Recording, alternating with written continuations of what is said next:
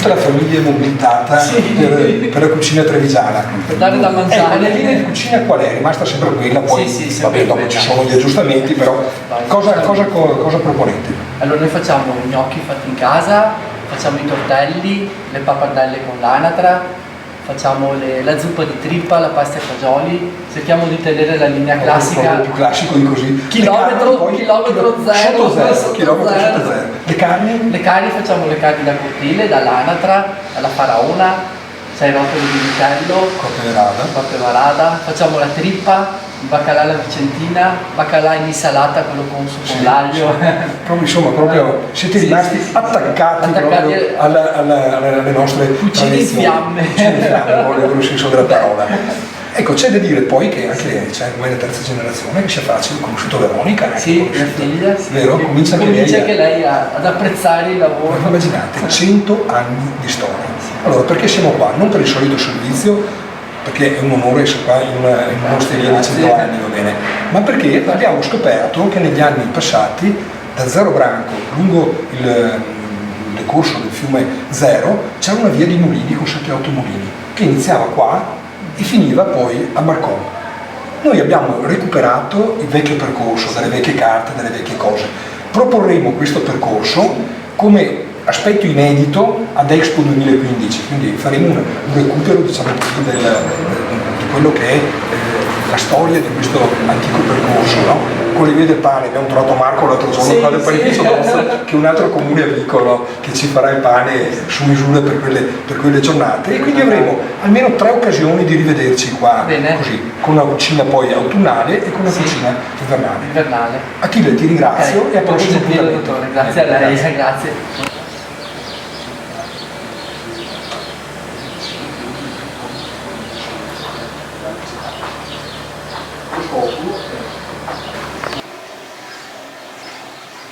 Comunicare per esistere, questo itinerario che la rete dei borghi europei del gusto sta facendo lungo le rive, io dico La Piave al femminile, per scoprire degli inediti del buon e bello vivere in occasione di Expo 2015. Siamo con Stefano, uno dei grandi capi, diciamo così, dell'azienda agricola Nustria. Anzitutto, dove siamo? Allora, l'azienda è situata nel comune di Ormelle, provincia di Treviso, comunque è un'azienda che storicamente è nata come azienda agricola a 360 gradi, per cui allevamento... Produceva di tutto, diciamo. Sì, esatto, allevamento degli animali, e poi pian piano si è incrementato il settore vitivinicolo e la produzione del vino e la vendita diretta. Ecco, anche perché questo territorio, come sono i terreni? Cioè sono terreni particolarmente versatili, no? Sì, terreni sicuramente fertili, la piovosità annua è più che ottima, per cui siamo attorno agli 800.000 mm all'anno, per cui terreni dotati ben di sostanza organica, di sali minerali, comunque che si prestano a una coltivazione ad ampio spettro e soprattutto indicati anche per la vite.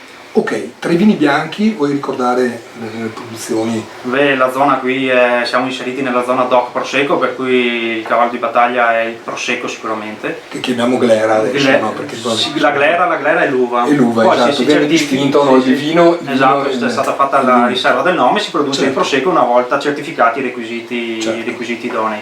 Poi ci sono tutta una serie di altri vini che comunque non bisogna assolutamente dimenticare, tra cui faccio un esempio il Manzoni Bianco, un altro trevigiano. Che è un grandissimo vino, un aromatico tipico trevigiano, creato dal professor Manzoni negli anni 40. Che qua viene su veramente bene. Sì, una pianta un po' difficile ma comunque che dà un ottimo vino. Certo. E tutta una serie di altri vini, lo Chardonnay, Verduzzo, Dorato, Verduzzo, cioè e anche il Pinot Grigio. Il Pinot Grigio. Ottimo Pinot Grigio, sì. E dopo è una terra di grandi rossi questa anche, no? Si dice. Forse storicamente è nata come terra di rossi comunque da pasto, non rossi importanti, non rossi eccessivamente... Beverini, giovani e Beverini, ricordatelo. Sì, di annata, quelli che comunque adesso stanno facendo la parte del leone nei mercati nazionali e anche internazionali.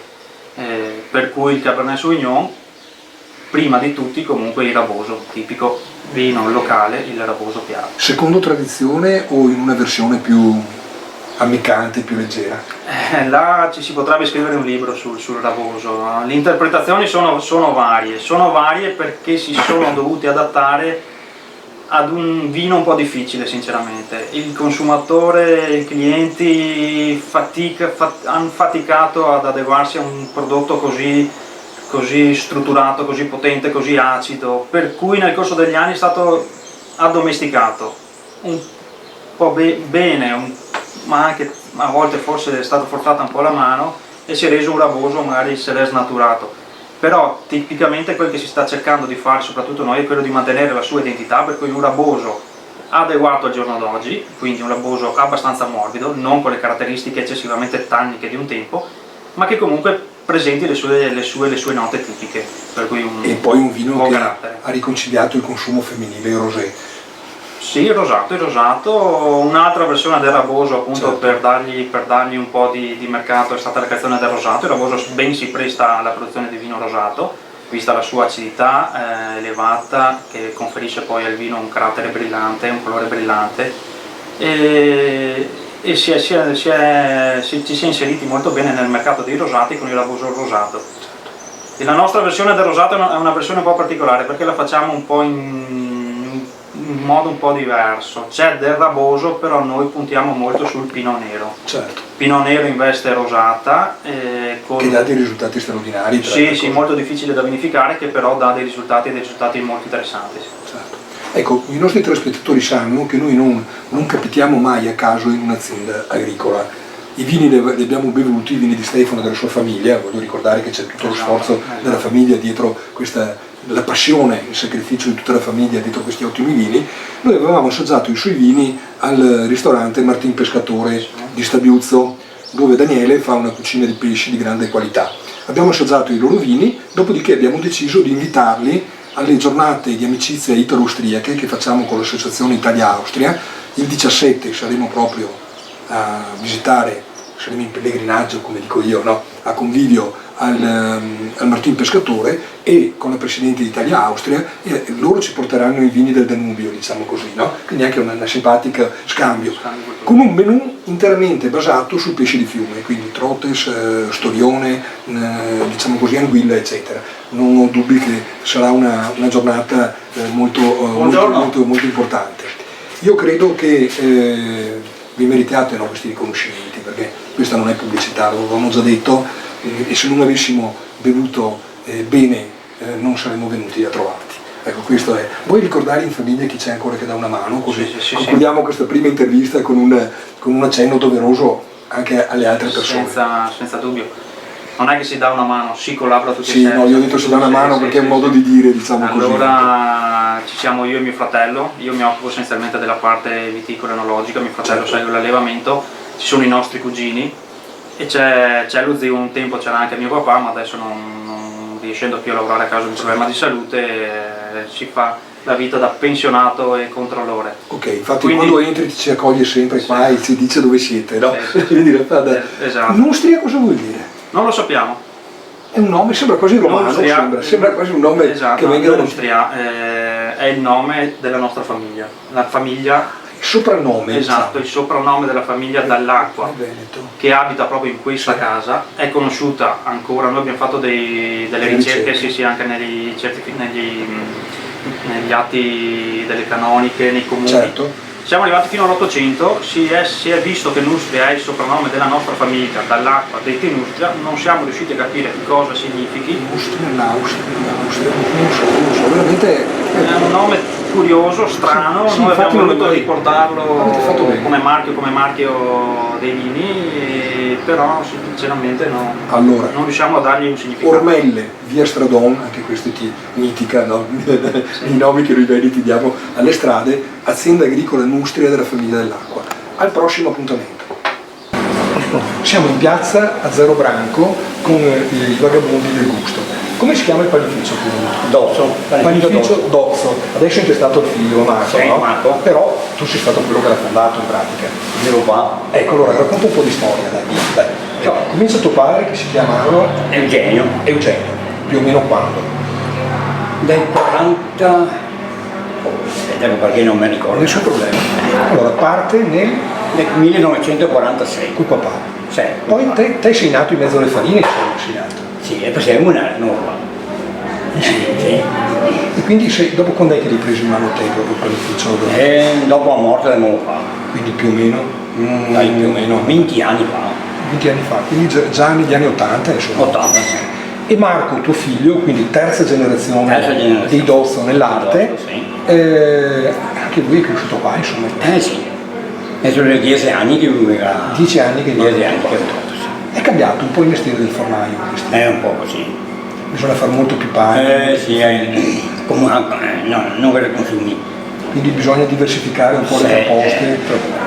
La carta del pane, quanti pani fate più o meno? Dai, più o meno. Una ventina. Una ventina di Le sorte, insomma, di soldi. E poi la pasticceria da forno, da forno, sì. quindi biscotti, Biscotti, gambè, focacce, clientela, un po' di tutto. poco di tutto. Si tiene botta insomma. Sì, Si poche parole. si tiene. No, tanto che non diciamo qua, siamo conosciuti, appunto. Dopo vi verso un altro panificio davanti, ma quello sono un altro discorso. Ah, c'è una rivendita. È una rivendita, ecco. Allora noi abbiamo coinvolto il panificio Dozzo perché con l'itinerario dei mulini, quello che partiva da zero e arrivava fino a Marcon, c'era tutta una fila di mulini, faremo alla trattoria Bimberi un incontro con tutti i giornalisti e il pane a tavola sarà il loro. Le due signore che sono in Marco, come si chiamano? Così. Una si chiama Macari Daniela, la commessa. Daniela. E che altro se La moglie di moglie Marco, che si chiama? Patrizia. Patrizia, andiamo subito a riprenderle perché danno un tocco di femminilità. giusto. Grazie per il suo commento. Grazie.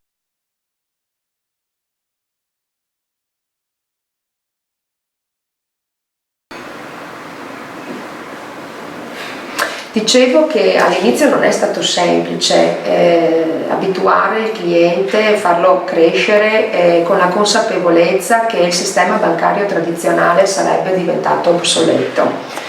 Cioè l'entrare fisicamente in una banca e pagare 7 euro lo sportello un bonifico poteva essere per qualcuno una cosa normale. Oggi si è capito, e il cliente è molto più evoluto, perché si è capito che non conta la fisicità dello sportello, contano le persone. Quindi il rapporto che si instaura tra cliente e consulente di fiducia Puoi è quello cercare che e vai a conta. trovarlo, insomma, cioè, Esatto. alla banca in casa. La banca in casa è quello l'importante, quindi diciamo così, la fisicità dello sportello viene superata dal fatto che è molto più importante il rapporto che si crea col proprio consulente. Aggiungo un'ultima cosa. Continuiamo ad essere una banca senza sportelli, siamo più presenti a livello capillare sul mercato rispetto alle banche tradizionali. Perché? Perché abbiamo gli sportelli convenzionati, quindi il nostro cliente che deve fisicamente entrare in banca semplicemente per versare o prelevare del denaro può utilizzare tutti gli sportelli degli uffici postali a livello nazionale e tutti gli sportelli della Banca Intesa, che è il nostro sportello convenzionato. Meglio di così, voglio dire. No, appunto, sportelli ce ne sono anche di più in questo, ma però da utilizzare per quello che ti ho appena detto, cioè il versare e il prelevare denaro. Perché? Perché per le scelte importanti vi è la figura del family banker, il consulente, come c'è il notaio, come c'è l'avvocato, come c'è il commercialista. Diciamo che è un'interpretazione moderna e qualificata del consulente, insomma. Questo ci vuole più competenza. Più competenza, il mercato spesso lo chiede anche il cliente oggi, molto più rispetto a prima. Non si fanno più le cose sull'onda della fiducia. Per fortuna. Per fortuna, io dico, finalmente.